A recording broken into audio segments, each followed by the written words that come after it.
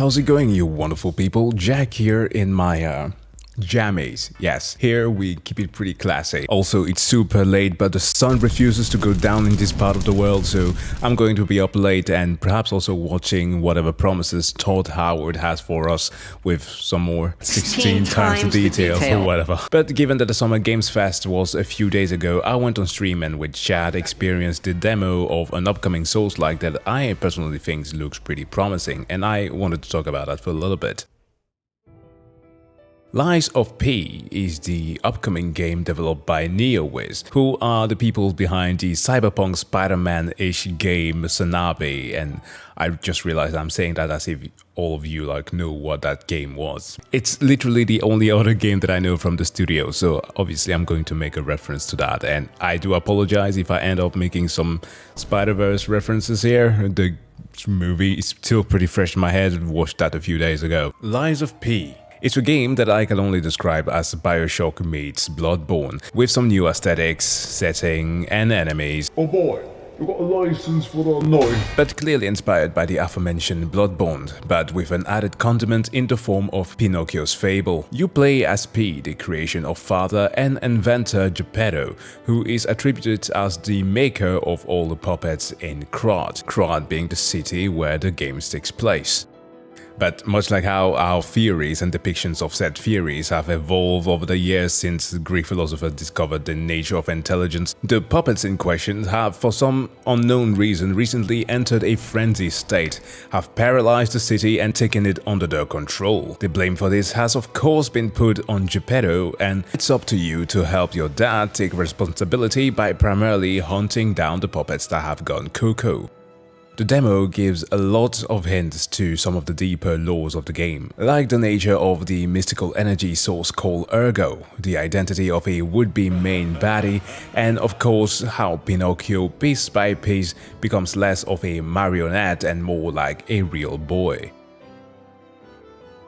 But we'll talk about that in a bit, because first we need to talk about the visuals, the thing that springs to the eyes as you open the game, and it is stunning. The design of this game is certainly what put it on my radar, because I'm a sucker for any punk game that has that European retro aesthetic, and this game being set in... Got a flintlock! What year is this? I have some thoughts of French Revolution thing. Timeline kind of felt similar, but there's already a Souls-like set in France during the revolutionary era, which is... still rising? It's funny to hear myself talk, but not quite during the Revolution era, but more like 70 years in the future, during what is called the Belle Epoque, or the Belle Epoque in English, just a slight pronunciation change. Anyways, this is a period that outside of France came to be called the European Golden Age, where great scientific and technological advancements were booming. It is of course around this time that Industrial Revolution went full steam ahead, no pun intended. However, like the choice of music in the latest trailer, the game seems to be borrowing from the French post-revolution prosperity aesthetic and mixing it with the dark failed revolution that Italy experienced at the time. And I do bring forth Italy because, of course, the history of Pinocchio is supposed to be set in Italy. In a way, it looks like last year's Still Rising and its automaton-led French Revolution setting, but darker and, as crazy as it might sound, for a lack of better words, more futuristic. The games make good use of the Unreal Engine that it's running on, with a great amount of detail on each and every corner. Environmental storytelling is also very great. It truly captures the atmosphere of the Souls-like that it's inspired by. And from what I've explored from the game, the same also does apply when it comes to the level design. It does rely on a similar design philosophy as Bloodborne or Demon Souls, where you search for shortcuts all the time, because if you die, your nearest stargazer, which is the stand-in for the bonfire and or site of grace, I know, Elden Ring, is spread rather far apart. But I was surprisingly okay with this, since the demo ran really smooth. I haven't experienced a single glitch, frame drop, or performance issues for that matter, so in that department we are in the clear. But moving away from the comparison to fake French robot mommy, in this one you play as would-be-looking Timothée Chalamet, who has been tasked to hunt down the volatile puppets in the area. And the game here lets you pick one of 3 combat style: dexterity, strength and balance. I of course went with the balance build because, wow, path of the bastard. Dexterity, the cricket or the sweeper. Final Fantasy VII has had me fed up with also Elden Ring with claymores or giant swords, but I later on defaulted to the strength style as soon as I was able to buy items. But one thing that was great as soon as the game lets you loose to start fighting enemies was that it felt very familiar. It was exactly what I had experienced with Elden Ring recently or Sekiro. At least the Souls scheme was there. The control scheme was indeed the same. From movements to lock-on, the speed and the weight of the attack felt very samey as well. And I think that that's a good thing. From Bloodborne, again, sorry to the devs for making these comparisons because, I mean, you literally are going to need to go back in time to change the existence of Souls games if you don't want them to be compared to what you're making right now, but those are canon events. Damn it! I knew it. I knew that my brain was going to go there at some point. But from Bloodborne, you have the lock-on mechanics. That means dodging comes in forms of a quick step, while unlocked changes the dodge into a roll. There is also a run and jump mechanic that I didn't find any use for whatsoever until I faced bigger threats, and of course as another means to avoid damage, parrying and deflection from games like Sekiro are also present. This however do take some time to learn, as within the first hour I was definitely annoyed by them and was almost expecting somebody in the chat to write something like, "Oh, it's only a skill issue, bro." But once I figured them out, I was very comfortable with it all. I almost had a little bit of that "let me solo her" going on, like I was parrying enemy with style, and most importantly having fun. It's a good mixture of many components. You can play the game like in Bloodborne and rely solely on quick stepping, only until the British police shows up. Oi boys, I just think you're having fun. Do you got a license for that fun? When that occurs, you then switch your style into something more like Sekiro and break the posture into a groggy state. A state where charged attacks will break the stance and give you the opportunity for visceral attacks. And executing those finishers on mini-bosses, freaking train conductors. Are you ready for the Pain Express? Choo-choo, motherfucker. Jesus Christ. Why didn't it just die? Almost slaughtered by the train conductor. Just felt really great, like a 10 out of 10 experience, better than sex. The bosses of course were fantastic. The first boss encounter was the Parade Master. Foul tarnished. In search of the host. There is no Clusie here.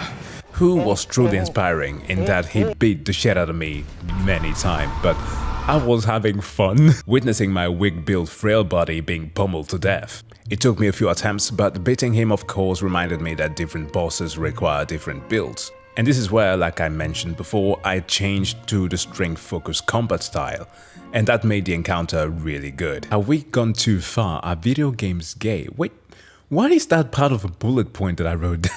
But the game was aiming for something even more satisfying by the second boss. This is one that you meet after you fight your way across the city and reach the Alchemist Bridge, and you encounter literally video game Donkey. It's great because he's just like us. He has our tool sets, our move sets, and gets hurt by the same thing that we do. There's even a merchant in the game that confuses us as being one like him, a stalker. And while we don't know exactly what that title implies beyond what he explained, I really did enjoy the encounter with him. Like, I do like my anthropomorphized tin cans or whatever atrocities is that Souls games tend to bring forth to life, right? But like, humanoid fights are always very good, and I hope to see more like him throughout the full release. Anyways, past the first boss, you'll be introduced to Hotel Krat. This is your roundtable hold, your hub, except it's prettier, less on fire, and with more maidens.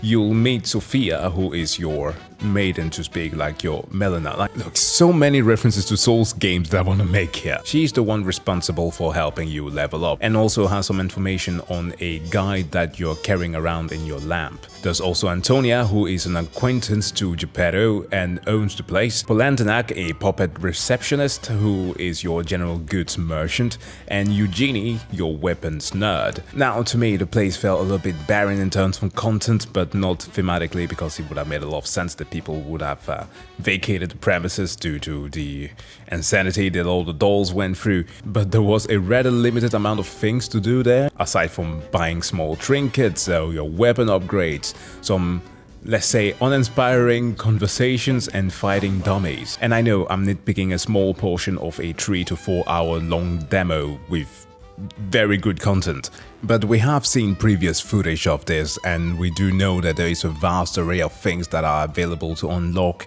and or purchase.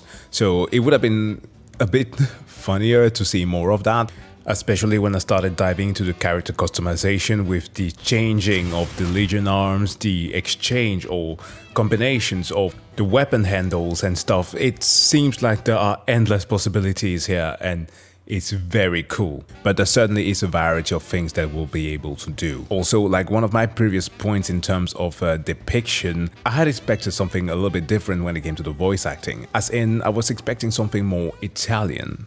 Because it did stick out to me when the characters that I had conversations with were either more British or, for example, the guide AI thing that you carry around, as soon as it gathers its true void, it doesn't sound so AI generated, actually sounds pretty American. Are you? You are! Finally, someone is talking to me! So that was a little bit of an oddity. Something that I can definitely live with. That is just, it stuck out to me like a sore thumb. So yeah, I thought that I would mention that. Additionally, I need to mention that there is the lying mechanic, which is an integral part of Pinocchio's story. It's actually something that you will notice on the loading screen. It is something that you discover at the gates of Hotel Krat. While it initially felt empty to me, I read that the dev had confirmed that it will have major impact on the weapons, the quest and endings that you'll get, and I can definitely see where that is coming from, especially after having done a certain side quest that actually left me pretty emotional. That's right, kind one. You've granted me my only wish. Speaking of side content or things that are less relevant, there are of course places where the game seems to have taken some clever shortcuts, like how they're trying to make the city more lived in by adding some noises to the illuminated windows of some of the buildings. Some of them are pretty fun, some are rather creepy. But exploring some of these will lead to side content, where I need to point out that if you followed just a little bit of some of the trailers for this game, which I have, I noticed that that one specific side mission that I mentioned before had some improvement in the writing, because I was a little bit in doubt if I hadn't seen that shot before, but I definitely had. And the writing, the voice acting, a lot more impactful. I don't know if that was intentional on their part to showcase that very thing, but yeah, I like how they've been working on things.